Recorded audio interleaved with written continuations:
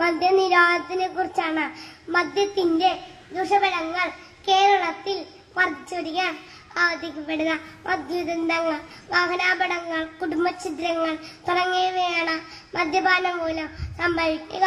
കൊലപാതക ദുരന്തം, വീഞ്ഞൻ ദുരന്തം, വൈപ്പിൻ ദുരന്തം, ഇവയെല്ലാം വിഷമദ്യം കഴിച്ച ആളുകൾ മരിക്കുകയും നിരവധി ആളുകൾക്ക് ഭാഗികമായോ പൂർണ്ണമായോ അംഗവൈകല്യം ഉണ്ടാകുകയോ കാഴ്ച നഷ്ടപ്പെടുകയോ ചെയ്യുന്ന ദുരന്തങ്ങളാണ്. മദ്യത്തിനെതിരായി ശക്തമായ ബോധവൽക്കരേണ്ടത് വളരെ അത്യാവശ്യമാണ്. ഇന്ന് മദ്യം ഉപയോഗിക്കുന്ന എണ്ണം ക്രമേണ കൂടി വരികയാണ്. ഈ വിപത്ത് മൂലം എത്ര റോഡുണ്ടാകുന്നു. റോഡിൽ പൊഴുന്ന മനുഷ്യ ജീവങ്ങളുടെ എണ്ണം കൂടി വരുന്നു.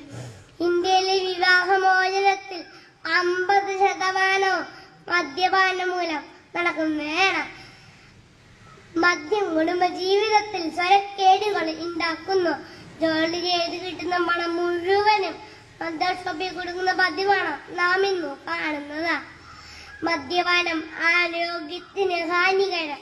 മദ്യപിച്ച് വണ്ടി ഓടിക്കുന്നത് ശിക്ഷാർഹം എന്നീ മുദ്രകൾ മദ്യക്കുപ്പലിൽ പതിച്ചിട്ടുണ്ട്. എന്നാൽ അത് പ്രാവർത്തികമാക്കാനുള്ള വിവേകം ഇല്ലാതെയായിരുന്നു. മദ്യപാനം മാനവതയുടെ ലക്ഷണമായി കരുതുന്നവരാണ് ഇന്നത്തെ ചെറുപ്പക്കാർ.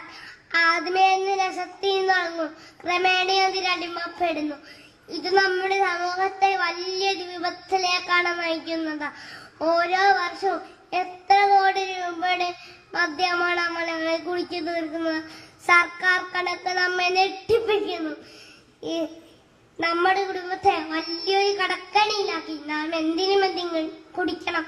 നാം ഓരോരുത്തരും ചിന്തിച്ച് മദ്യം കഴിക്കില്ലെന്ന് തീരുമാനിക്കണം.